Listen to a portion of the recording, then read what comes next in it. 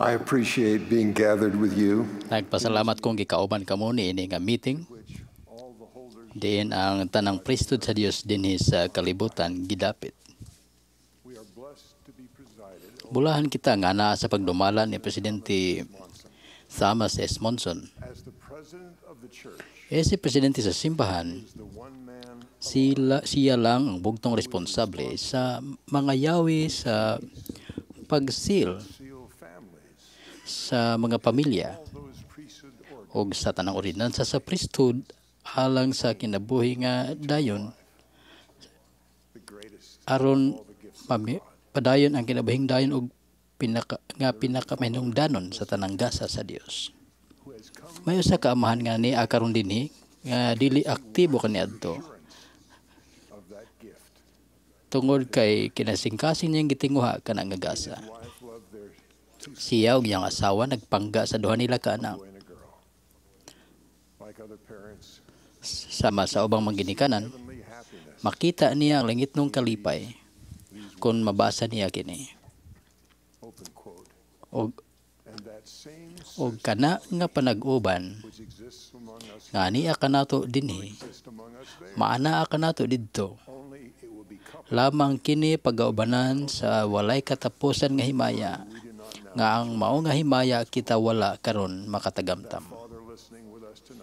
Kana nga amahan nga naminaw karon, nahibalo sa dalan ni anang mahimayaon nga destinasyon.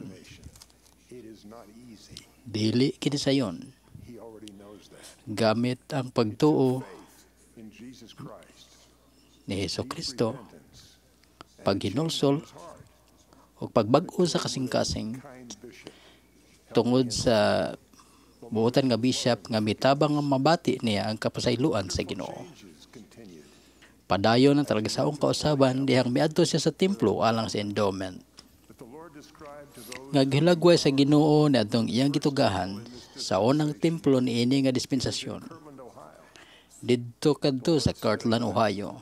Mingon ang Ginoo, busa, tungod niini nga hinungdan, ako mihatag kaninyo og sugo nga kamo moadto ngadto sa Ohio. Og didto ako mohatag nga na kaninyo sa akong balaod, og didto kamo pagatugahan uban sa gahom nga gikan sa kahitasan. Og gikan dinhi, kay ako adunay mahinungdanon nga buhat nga giandam. Kaya ang anghel pagaluwason, ay Israel pagaluwason, og ako mogiya kanila bisan diin ako buot, og walay gahom nga makapugong sa akong kamot. Alang sa bag-ong naaktibo na kong higala og sa tanang priesthood, ang dakong buluhaton mao ang pagpangulo sa pagluwas sa portion sa Israel. Diin kitang responsable, ang inyong pamilya. Naibalo siya nga akong higala ug iyang asawa nga nagkinahanglan kana sa pagsil sa gahom sa Melchizedek priesthood ngadto sa balaang templo sa Dios. Mihangyo siya nga ako ang magsil. Siya ug iyang asawa gusto nga mahimo dayon kini.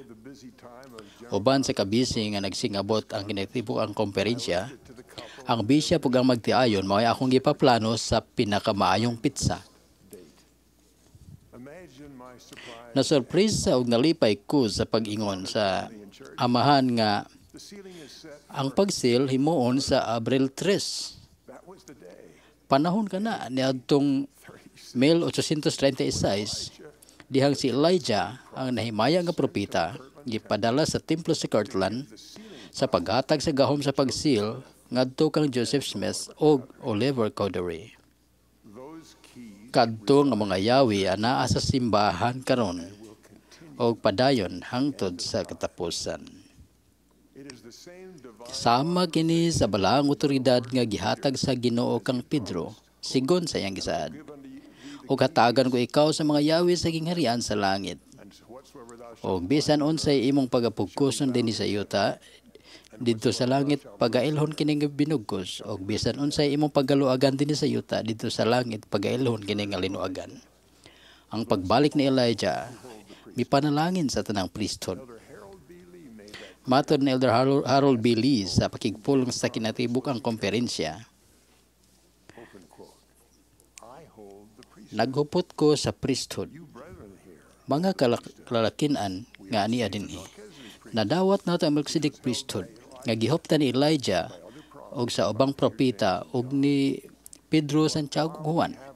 Apan bisa may katungod kita sa pagbunyag, sa pagpandong sa atong mga kamot alang sa mga gasa sa Espiritu Santo og pag-orden sa uban sa pagbuhat ni ining tanan og kung wala ang gahom sa pagsil, wala kitay mahimo kay kini dili man balido.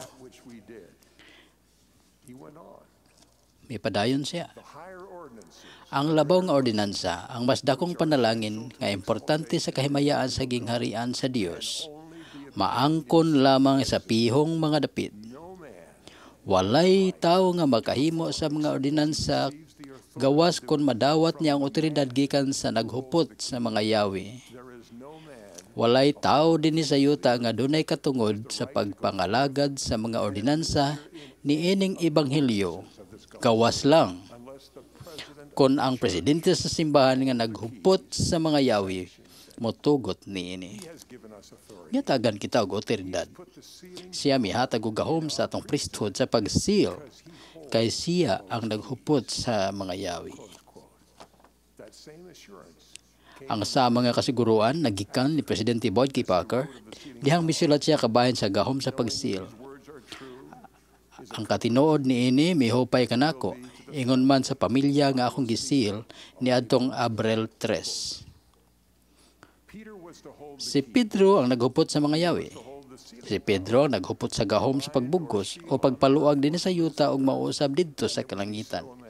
Kadto nga mga yawi anaa sa presidente sa simbahan, sa propeta manalagna og tigpadayag. Kana nga sagradong gahom sa pagsil anaa sa simbahan karon. Walay ginahuna nga labaw ka sagrado niadtong nahibalo sa kaimportante niini nga otoridad.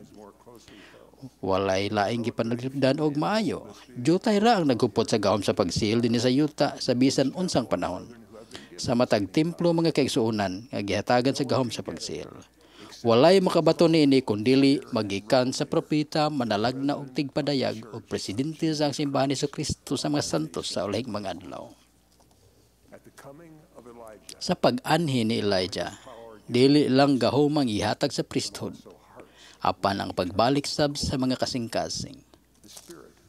Ang espiritu gahom og tawag na Elijah mao nga kamo dunay gahom sa paghupot sa mga yawi sa pagpadayag, ordinansa, orikulo, gahom og mga tugas sa kahingpitan sa Melchizedek priesthood og sa gingharian sa Dios dinhi sa yuta og pagdawat, pag-angkon og pagpahigayon sa tanang ordinansa nga anaa sa gingharian sa Dios.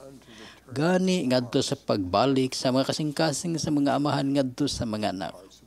Og ang mga kasing-kasing sa mga anak ngadto sa mga amahan, gani bisan kadtong naa sa langit. Kana nga pagbalik sa iyang kasing-kasing, miabot na sa akong higala ug sa iyang pamilya. Tingali dihasab kaninyo ni ini nga meeting. Inyong makita sa inyong una-una sama nako. Ang naong sa inyong amahan o inahan. Tingali kini inyong igsoong babae o lalaki. Tingali kini inyong anak nga babae o lalaki. Tingali naa sila sa kalibutan sa espiritu o mga dapit nga layo kaninyo. Apan kalipay miabot sa pagbati nga sigurado ang koneksyon kanila tungod kay nabugkos o mabugkos kamo kanila pinaagi sa mga ordinansa sa priesthood nga badawat sa Dios. Ang mga Melchizedek priesthood nga mga amahan na sa nasiled nga pamilya gitudloan na unsay angay buhaton. Walay importante nga miabot o moabot sa inyong pamilya kaysa panalangin sa pagsil. Walay mas importante ka sa pagtahod sa kaminyoon ug mga pakigsaad sa pamilya nga inyong gihimo o himuon sa mga templo sa Dios. Ang dalan sa paghimo ni ana, klaro, ang balaang espiritu sa saad pinaagi sa pagsunod sa pagsakripisyo. Kinahanglang musilyo sa atong pakigsaad sa templo aron maangkon kini sa kalibutan nga moabot. Si Presidente Harold B. Lee may pasabot kung unsa ang masild sa balaang espiritu sa saad. Matod ni Elder Melvin G. Ballard, Malingla nato ang tao, apan dili nato malingla ang Espiritu Santo. Ug ang atong mga panalangin dili mahangturon, gawas kun kini gi-sealed sa balaang Espiritu sa saad. Ang Espiritu Santo ang mobasa sa mga nahuna o kasing-kasing sa tao ug mohatag sa iyang pag-aprobar sa pag-seal sa mga panalangin nga gihatag kanila. Dayon magabugkos kini balido og hingpit ang kaepektibo. Diyang si Sister Ering ug ako na seal sa templo sa Logan, wala dayon ko makasabot sa kinitibuk ang kahurugan ni Ana nga saad. Naningkamot gyapon ko makasabot sa tanan apan nakahukom dihang hapit na mag-50 ka tuig kaming naminyo sa pagdapit sa Espiritu Santo sa among kinabuhi, kutob sa among mahimo ug nganha sa among pamilya. Isip batanong amahan nga na-seal sa templo ug ang kasing-kasing mibalik sa akong asawa ug pamilya, akong nakita si Presidente Joseph Fielding Smith sa unang higayon. Sa Council Room sa unang kapanguluhan, din ako gidapit. Miabot ka na ako ang sigurado nga pagsaksi. Dihang si Presidente Harold Billy nangutana, nagpasabot kang Presidente Smith nga naglingkod. Mituo ka ba nga kinantawahan na mahimong propeta sa Dios? Si Presidente Smith bago lang misulod sa kwarto ug walay gisulti. Mapasalamaton kaayo ko nga may kalig-on ang akong tubag. Nga misulod sa akong kasing-kasing, oo, nahibalo ko. Ug nahibalo ko, nakasiguro gayud ako nga siya naghupot sa gahom sa priesthood sa pag-seal dinhi sa yuta. Kadto nga kasinatian may dakong impluwensya kanamo dihang sa usa ka sesyon sa komperensya adtong Abril 6, 1972, si Presidente Joseph Fielding Smith mitambag. Kabubuton sa Ginoo ang pagligon ug pagpreserbar sa pamilya. Naghangyo kami sa mga amahan sa pagsubay sa ustong dapit isip pangulo sa panimalay. Gihangyo namo ang mga inahan sa pagsuporta sa ilang bana ug mahimong kahayag sa ilang mga anak. Musugyot ko gupat nga inyong himuon isip amahan nga priesthood sa paggiya sa inyong pamilya nga makabalik sa langitong amahan ug sa manluluwas. Una, ang kuna ang siguradong pagsaksi nga ang mga yawi sa priesthood anaa kanato o gihuptan sa presidente sa simbahan. Iampo kana tagadlaw. Moabot ang tubag uban sa nagtubong determinasyon sa paggiya sa inyong pamilya, sa inyong gilauman ug mas malipay sa inyong pagserbisyo. Mas malipayon kamo og positibo. Dakong panalangin kaninyo ug sa inyong asawa. Ang ikaduha mo ang paghigugma sa inyong asawa. Nagkinahanglan kinig pagtuo ug pagpaubos nga ipatigbabaw ang iyang interes kaysa kaugalingon ninyong gusto sa kinabuhi. Doon na kami responsibilidad sa pagsangkap ug pagatiman sa pamilya uban kaniya samtang nangalagad. Usahay ka na makahurot sa inyong enerhiya ug kusog. Ang pangindaron ug sakit modugang sa iyang pagginahanglan. Kung inyong ipatigbabaw ang ilang kalipay kaysa inyo. Mosaad ko nga motubo ang inyong gugma kanila. Ikatulo, paapila ang timog pamilya sa paghigugma. Gitudlo ni Presidente Ezra Taft Benson. Kabahin sa kangturan ang kaluwasan usa ka kalihukan sa pamilya. Labaw sa tanan kinahanglang mahibalo ang mga bata ug mobati nga gipangga o gipasalamatan. Kana kanunay nilang gikinahanglan. Dayag lang angay kining buhaton sa mga ginikanan ug sagad kining mahimo sa inahan. Laing importanteng tinubdan sa pagbati nga gipangga mo ang gugma gikan sa ubang mga anak. Ang padayong pag-alimahay sa managsuon moabot lamang sa padayong paningkamot sa mga ginikanan ug sa tabang sa Dios. Nahibalo mong tinuod ka na gumikan sa kasanatian sa kaugalingon ninyong pamilya. O kumpirmado kini kon magbasa kamo sa panagsungi sa pamilya sa matarong nga si Lihay o sa iyang asawa si Saraya diha sa basahon ni Mormon. Ang kalampusan nga ilang naangkon usa ka giya kanato. Kanunay nilang gitudlo ang maayo ang ebanghelyo ni Jesucristo nga ang mga anak ug gani ang ubang kaliwatan sa mga henerasyon na humok ang kasing-kasing ngadto sa Dios ug sa kanilang usag-usa. Sa mapananglit si Nephi ug ang ubang misulat ug mitabang sa mga sakop sa pamilya kinsa ilang mga kaaway. Ang espiritu usahay muhumok sa kasing-kasing sa libuan og ang kayugot pulihan sa gugma. Usa ka paagi nga kamo molampos sama-samahang lihay mao ang pagpangulo sa pamilya nga pag-ampo ug sa panahon sa pamilya sama sa family home evening.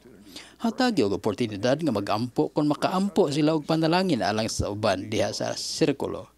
Pakganga dayon ang sugod nga pagkasungi og magserbisyo nga walay hinakog. Ilabi na sa usag-usa. Kung mag-ampo sila alang sa usag-usa og mag-inalagaray, mahumok ang kasing-kasing og magkasinabot sila og sa ilang ginikanan. Ang ikaupat nga oportunidad sa pagpangulo sa inyong pamilya sa pamaagi sa Ginoo moabot kon ang pagdisiplina gikinahanglan. Matuman nato ang obligasyon sa pagkurihir sa pamaagi sa Ginoo ug magiyahan sila sa kinabuhing dayon. Mahinumduman ninyo ang mga pulong apan tingali dili ninyo makita ang ilang gahom diha sa kamsiripistod nga nag-andam sa iyang pamilya alang sa celestial nga gingharian. Walay gahom o impluensya nga makahimo o angay gayon nga magpadayon pinaagi sa hiya sa pagkapari, gawas lamang sa pagdani, pagkamay ng tuson, kalumo ug kaagop, o sa tiunay nga paghigugma. Pinaagi sa pagkamibnation ug putli nga kibalo, walay pagpakaron ingnon ug walay pagpanglimbong. Pagpantun sa tukma nga panahon o banang tuktuman nga kahingpit, kung gidasig sa Espiritu Santo, dayon mapakita pagkahuman ug dugang nga pagigugma ngadto kaniya kinsa inyong gipanton bisan paunya siya moisip kanimo nga iyang kaaway. Aron siya masayod nga ang inyong pagkamatinud alon labaw pa nga malig-on kaysa mga higot sa kamatayon. Ug unya mosaad ko nga bililon kaayo kana ang Espiritu Santo inyong kauban kanunay o ang inyong pagmando sa kadili mao sabon nga pagmando sa pagkamatarong ug kamatuoran. O ang inyong kamanduan mao usa ka walay katapusan nga kamanduan, walay pagpugos nga paagi kini mukanap nganha kanimo hangtod sa kahangturan. Ang Espiritu Santo masiguro ang saad tinuod. Mulampos kamo pinagi sa pagtuo nga ang Ginoo mibalik sa mga yawi sa prestod nga niya gihapon kanato uban sa siguradong higot sa gugma sa inyong asawa sa tabang sa Ginoo sa pagbabalik sa mga kasing-kasing sa mga anak sa usag-usa ug sa ilang mga ginikanan diha sa gugma ug sa gugma nga nagiya sa pagkurihir ug pag-awhag kaninyo nga makadapit sa Espiritu. Nahibalo ko si Kristo, si Jesus mao ang Kristo. Ako ipamatuod nga si Presidente Thomas S. Monson kinsa atong madunggan karon naghupot og migamit sa mga yawi sa Kristo dinhi sa yuta karon. Gihigugma gisustin ako siya. Gihigugma o nag-ampo ko alang kaninyo sa sagradong pangalan ni Kristo. Amen.